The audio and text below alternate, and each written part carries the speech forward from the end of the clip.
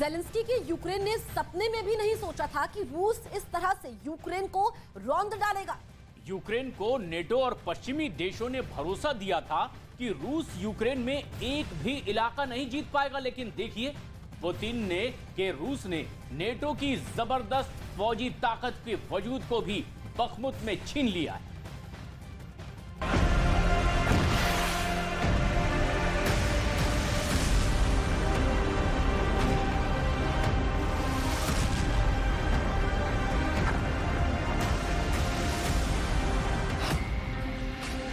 क्या बखमूत में यूक्रेन की जबरदस्त हार नाटो की अब तक की सबसे बड़ी और शर्मनाक हार है?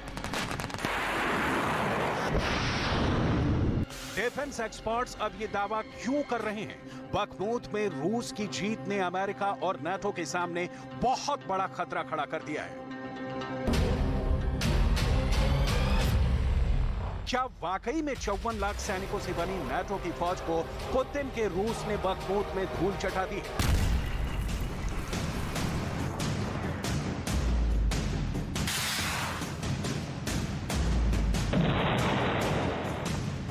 क्या 45 साल के जिद्दी ज़ेलेंस्की और 80 साल के राष्ट्रपति बाइडेन की सारी होशियारी और धमकियों पर 70 साल के पुतिन का सुपर एक्शन भारी साबित हुआ है?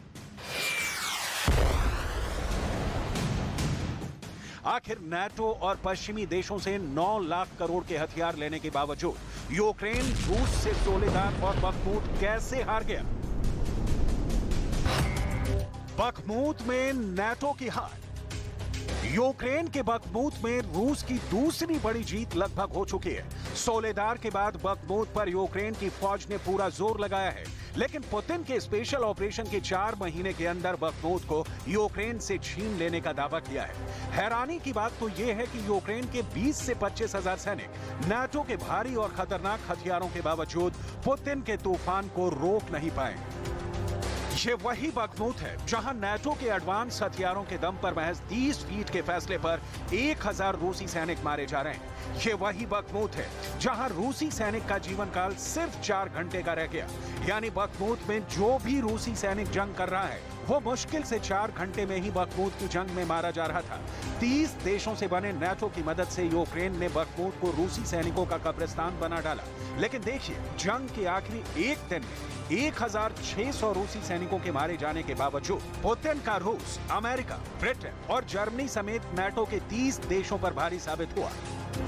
आज हालात ये हो गए हैं कि नाटो के महासचिव जेम्स स्टोल्टनबर्ग को कहना पड़ा है कि रूस को हल्के में लेना भारी पड़ेगा। बखमूत पर रूस कब्जा कर सकता है। यूक्रेन के बखमूत में रूसी सेना की जबरदस्त पकड़ हो चुकी है। रूस के कमांडरों का दावा है कि बखमूत के पूर्वी हिस्से पर पूरी तरह से रूस के सैनिकों का कब्जा है। नाटो महासचिव जेम्स स्टोल्टनबर्ग ने बखमूत में चल रही जंग पर बड़ा बयान दिया है। नाटो महासचिव ने चेतावनी देते हुए कहा है कि बखमूत रूस के कब्जे में कभी भी जा सकता है। नाटो एक तरफ से मानकर चल रहा है कि बखमूत पर रूसी फौज का पूरी तरह से कंट्रोल हो चुका है। नाटो महासचिव जेम्स स्टोल्टनबर्ग ने यहां तक दावा किया है कि रूस को कमजोर समझना बहुत बड़ी गलती साबित होगा।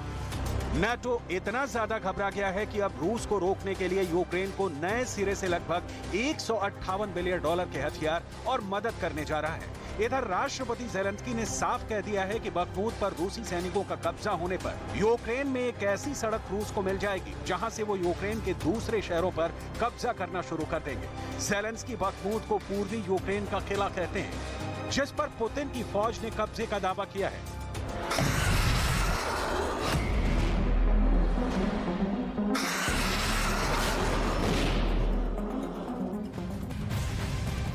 और इस महायुद्ध में अब जीत के लिए पुतिन अपने रक्त पथ पर आगे बढ़ चुके हैं। 24 फरवरी 2022 ये वो तारीख है जब रूस और यूक्रेन के बीच जंग शुरू हुई थी।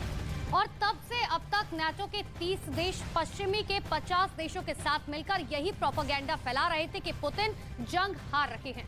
लेकिन रूस ने पहले यूक्रेन के सोलेदार पर कब्जा किया, अब वो यही स्ट्रेटेजी बखमूत में भी निभा रहा है और दावा कर रहा है कि बहुत जल्द बखमुत भी उसके कब्जे में आने वाला है।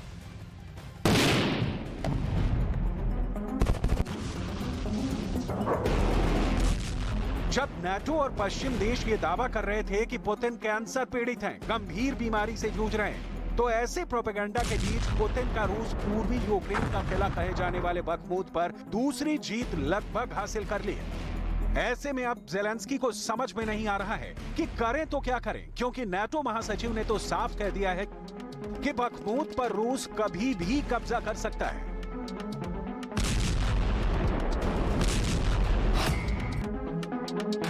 Forward to meet the EU defense ministers. We meet at a critical time for our security. Russia's war of aggression grinds on against Ukraine, and over the last weeks and months we have seen fierce fighting in and around Bakhmut, and what we see is that Russia is throwing in more troops, more forces, and what Russia lacks in quality, they try to make up in quantity. They have suffered big losses, but at the same time, we can not rule out that Bakhmut may eventually fall. पैदल बुद्धि का तमगा हासिल करने वाले Zelensky को America समेत NATO में शामिल 30 देशों ने सिर्फ लॉलीपॉप दिया है। जमीन पर यूक्रेन अपने सैनिकों के दम पर रूस से मुकाबला कर रहा है।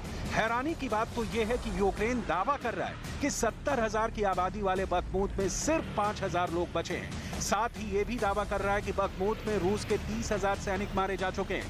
इससे आप अंदाजा लगा सकते हैं कि जिस बखमूत की आबादी सिर्फ 70,000 थी, उसे जीतने के लिए रूस ने अपने 30,000 सैनिकों की जान को दांव पर लगा दिया। एक अनुमान के मुताबिक बखमूत की जंग में एक यूक्रेनी सैनिक के बदले 7 रूसी सैनिक मारे जा रहे हैं, लेकिन उसके बावजूद रूस जीत रहा है। जरा देखिए बखमूत में यूक्रेन समेत नाटो के 30 देश क्यों हार रहे हैं। नाटो के 30 देशों के पास कुल 54 लाख से ज्यादा सैनिक हैं, जबकि रूस के पास 13,50,000 से ज्यादा सैनिक हैं। लेकिन यूक्रेन में रूस की फौज के सामने नाटो के सैनिक मुकाबला करने को तैयार नहीं है। नाटो रूस से सीधी जंग से बच रहा है। अगर एयरफोर्स की बात करें तो नाटो के पास 20,723 लड़ाकू विमान है, जबकि रूस के पास सिर्फ 4,173 लड़ाकू विमान है। लेकिन हैरानी की बात यह है कि नाटो ने यूक्रेन को चौथी पीढ़ी के 200 लड़ाकू विमान नहीं दिए हैं, जो यूक्रेन की हार में बहुत बड़ा कारण बन रहा है। जबकि रूस अब यूक्रेन पर नए सिरे से हमला कर रहा है, जिसमें 7 लाख सैनिक हमले में शामिल हो रहे हैं। यहां तक कि रूस ने जंग के मैदान में 2,000 टैंक उतारने का ऐलान कर दिया है, जबकि रूस के 700 लड़ाकू विमानों के जवाब में अभी तक यूक्रेन को एक भी एडवांस फाइटर जेट नहीं मिला है और ना ही मिलने की कोई उम्मीद है। ऐसे में यूक्रेन के अंदर यूक्रेन की हार नहीं हो रही है, जबकि नाटो की हार रूस के हाथों हो रही है। अमेरिका के टॉप जनरल मार्क मिले ने तो 1.5 महीने पहले ही नाटो और यूक्रेन को चेतावनी दे दी थी कि साल 2023 में रूस को यूक्रेन में हराया नहीं जा सकता है।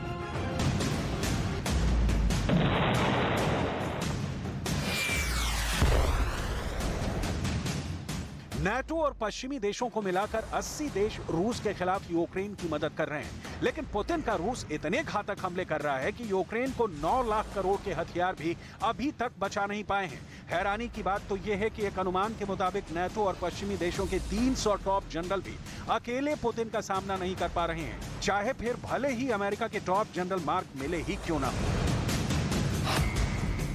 अगर फौजी एक्शन के नजरिए से देखें तो इस साल यूक्रेन की एक इंच जमीन से रूस को खदेड़ना बड़ा मुश्किल है। मैं ये नहीं कह रहा हूं कि रूस को यूक्रेन में हराया नहीं जा सकता है, लेकिन साल 2023 में रूस को हराना बहुत कठिन है। रूस के हमलों ने यूक्रेन को तबाह करके रख दिया है। नाटो और अमेरिका भी रूस के जबरदस्त हमलों से बौखला चुके हैं। इसीलिए बार बार रूस को नतीजे भुगतने की धमकी दी जा रही है। लेकिन पुतिन एक हाथ बढ़कर अब नाटो और अमेरिका को जंग की धमकी देने लगे हैं। Мы их туда пускать будем просто так. Конечно, ситуация в мире после 1945 года изменилась. Ядерные арсеналы также есть и у Великобритании, и у Франции. Они совершенствуются, развиваются и тоже направлены против нас.